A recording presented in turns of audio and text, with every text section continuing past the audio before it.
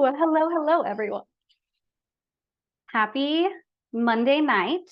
There is a super moon tonight. I think it's like the super blue moon. So if you guys have been feeling like some energy, I think that would be why.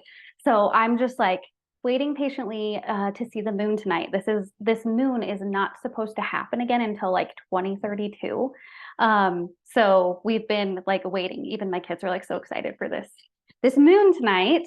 And just filling into just receiving the energy that is surrounding us. So tonight we are going to talk about the art of contemplation. And this is really the foundation of embodying the Gene Keys. So it is something that is a way, right, that once you get your profile and you align with your shadows and you read about them, right, and you start to see them play out in your life, right, the art of contemplation is another way to help take that a step further and help you be able to transcend, right, this technique to continue to see change in your life. So contemplation, I would say, is something that is just so, there's three main things or techniques that we're going to talk about when it comes to contemplation. And it is just something that is so, it sounds, I think, easy, but it is, with daily practice, it is so magical. And there's so much to be discovered about yourself if you can lean into these techniques. So let me go ahead and share my screen again. Hopefully we get this right this time. There we go.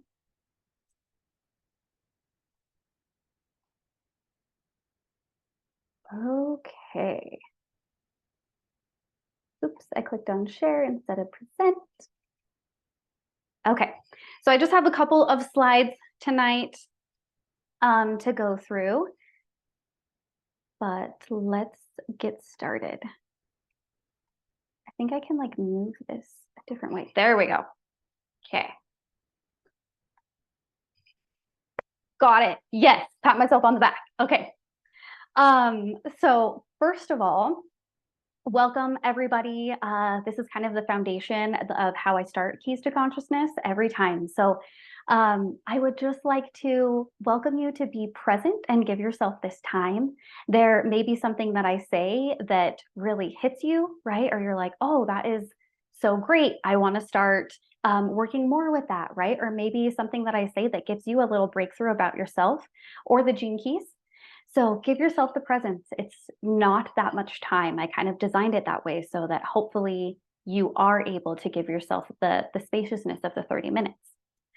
I want to take a moment to honor you for being here. Not everybody is attracted to the Gene Keys. So thank you so much for being here and for being a part of, this is kind of my new saying, but amplifying the consciousness of our world. That saying came to me the other day and I was like, oh my gosh, I love it. So thank you for being here. And also, if you have any questions, feel free to put those in chat. So we don't, because it is a short time frame, we don't usually have time to interact or ask questions live, but I still want to make sure if you have any questions that they get answered. So feel free to drop them in chat and I will send out an email to the group answering the questions. Okay. So let's start with the definition of contemplation and what that is, okay? So there's three different definitions here or ways to look at the word. They really all align. So the first is the action of looking thoughtfully at something for a long time. Deep reflective thought. The state of being thought about or planned. Okay, so those are the definitions from Oxford Languages. I just Googled these ones. And always really helpful sometimes when you're working with the Gene Keys to just Google the word to help you maybe get a different meaning, a meaning in general, because some of the words can be a little funky where you're like, what does that mean, right? But even get like that deeper meaning of it. Okay. So now let's talk about, hopefully this video will load because I think it just fits perfectly with what we're going to talk about. But let's talk about the art of contemplation when it comes to the gene keys and what that is. Okay, so kind of like this video here, let's just look at this and see. You can see that this gentleman, right, he's sitting on a rock, and he's, from what I take of this, he's probably being really present to take in the scenery around him. And as he's sitting there, he may see something. Maybe he sees a bird in the distance, a beautiful bird, right? Maybe he looks over the other way and he sees someone in the distance also experiencing their own journey, right? As he sits there, his experience continues to go deeper and deeper. And that is similar to how contemplation works. The more that we are able to sit with these pieces of ourselves, right? So these shadows, and we see them in our lives play out, our journey with ourselves and our knowing, our inner, that leads to our external aura and our healing, right, continues to go deeper and deeper. So it is, in a sense, right, this gradual evolvement of knowing ourselves. And it can also be, I would say for me, it was a little, it was hard at times because sometimes I kept getting, I guess, back to understanding more and more that I was the one holding myself back in my relationships when, even when a relationship was maybe a little more challenging, it would lead me down to roads to see how I played a part in it. And how if I would have possibly done something different, the outcome would have been different. So gradual evolvement, it's a journey of the soul. There are lots of journeys that we can take, lots of different books that we can read, right? Things will give us knowledge. Things will give us a fictional story. Maybe it just helps us get out of our thoughts, right? And we get lost in the magic. But this is like a book that is a journey of the soul. And it lasts, right? And it changes. And you start to see it as you contemplate. It's about living in a new way. And that really comes with continued, what we call pausing and pivoting. And that's what we're going to actually talk about on the next slide. But we'll start to see that as our inner world changes, right, so does our outer world. So do our experiences that we have. So we start to live in a new way, and the universe starts to meet us and align with us. And how that really happens is it changes the way that we think about things, the way that we feel about things, some of our beliefs that we have. So this is just a little piece of it, but let's go a little bit more into the details. So there's really 3 techniques, and they each have a point in the body, right, that they align with, or a way that we can help us mentally contemplate, emotionally contemplate, or physically contemplate. Okay, so go to this next slide so you can have a view of this. So the first one, so this is our mental contemplation. It is pausing. The technique of pausing. Okay, now we're going to talk about each of these a little bit more in depth. For pausing, what pausing does, right? We think about, it's just maybe so easy, right, to just take a pause. And realistically, it is easy once we start doing it. Okay, so the pause, it doesn't have to be long. It could be 3 minutes, it could be 5 minutes, it could be 10 minutes. But once we add small pauses and a moment for stillness within our day, we're allowing space to connect with ourselves.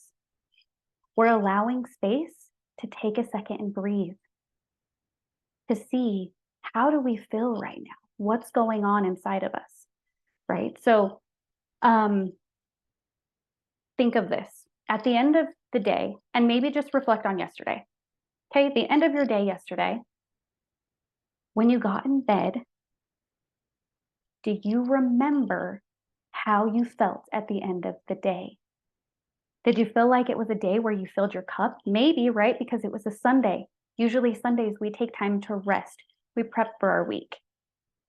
Is that something that you feel like you could say, yes, I know intentionally how I felt and how my day was throughout the day?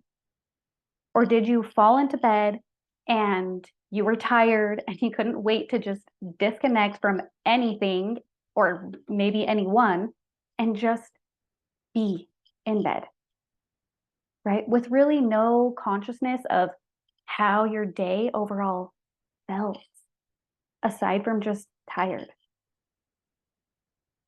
As you start to add pauses, you'll be more aware of how do you feel throughout the day, okay? And the other thing with pausing is, I like to share this because as I started implementing this and pausing in my life, sometimes I have like an app that I use, and I don't ever do notifications, but I do notifications for my pausing because I consider this, it's very sacred to me. So I allow notifications there. And when I get a notification, I can't always pause right there. I used to tell myself that. That was kind of the story that I was like, oh, my kid's freaking out. Uh, my phone's going off, just silence, like, and then I would forget about it, right? And I wouldn't go back to pause. However, I started looking at that a little bit differently and said, okay, even if I'm driving down the road, I can take a second for a pause. Mentally, right? Because this is our mental contemplation. Mentally, I can disconnect, right? For a second. Just be in the moment. What smells do I smell? What do I see around me? What's going on around me, right? So it's really just about like bringing yourself to the present moment and taking in visually what's around you and really connecting with your senses. Okay. And you can do that whether you're in movement, driving to the grocery store, walking through the grocery store. I started to, even if my kids were throwing a tantrum, I realized that it's a game changer for me to connect with myself and have my stillness or my sacred pauses, because then I can go out and I can handle that tantrum 10 times better. Okay. So that is one that really, really hits me, where even if they're having a tantrum, they're going to be okay to have that tantrum for 3 minutes, for me to take my pause if it's my pause time. It's 3 minutes. Okay. It's going to help them by helping me. Okay. So a little bit about pausing there. And then let's talk about pivoting. So this is the next step, right? So if we want to take it a little deeper, one thing that I like to do to pivot is kind of think of it as like filling the gap. So you're pausing, right? You're mentally bringing your awareness to the present moment. And I like to just scan my body. Okay. Do I feel tight anywhere? Am I emotionally feeling depleted? Check in with my emotions, right? Because this is the emotional contemplation. How's my breathing? Is it shallow? Am I breathing deep right now? Right? Check in with my breathing. Take some deep breaths. This is where the magic continues to happen, is I become now more aware of myself. Okay. So if I am, let's go back to the tantrum, right? Dealing with a tantrum and my kid's throwing a fit. I'm doing my pausing. I'm pivoting to see, where do I feel? Do I feel any anxiousness? Yes, right? Because my kid's freaking out and that's making my nervous system a little bit shaky. So then as I start to do that and I breathe, take some deep breaths there, right? And I lean into that. I can start to allow my nervous system to be more calm, right? I can start to let in or let that stillness sink in a step further. That is the magic of the pivot. Okay. Now let's talk about merging.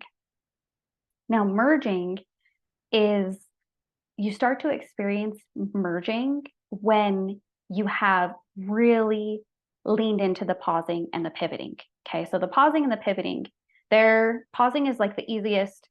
Once you start pivoting, right, then what you'll start to see is merging. And when merging happens, right, this is an attitude, really an attitude adjustment. Okay. So we start to see the effects of these first two techniques. Okay. Our attitude changes. And it is at that point about your life. You start to see life in a new way. You start to be able to handle things that come your way, whether it's overwhelm, stress, disappointment, right? You're able to step into this new attitude where it's like, oh my gosh, everything's going to be okay, right? I'm being guided. I'm going to be okay. And that is where, when you start to experience that, it's like you just want to do it more, right? Because your entire life then starts to change. That's where you experience different levels of love in your relationships, right? You're able to see people from the compassionate side of maybe that being, some wounding, that some trauma that they have. And you start to be more compassionate. You start to be more gentle with others. And it's because you can be more gentle with others, right? Because you did this pausing and pivoting. You allowed this space to open up inside of yourself. And because you have that spaciousness, now you can give that spaciousness to other people. So merging is like a transcendence of these first two techniques, right? I don't even know if merging is a technique. It's just something that it will naturally start to happen as you lean into the pausing and the pivoting more and more. Just to give you guys an idea, my pauses, so they start at 9 a.m. and they continue every 3 hours until 6 p.m. Okay. And I just do it for 3 minutes. 3 minutes, I pause, I pivot, right? And I'm starting to see the merging. This isn't something that I've even been doing for a very long time. I think I started this maybe 2 months ago, to really, really start to lean in and consider this a sacred time for me. So just to give you guys some background of what that looked like. That is all I have for tonight. So one thing, 821, did great.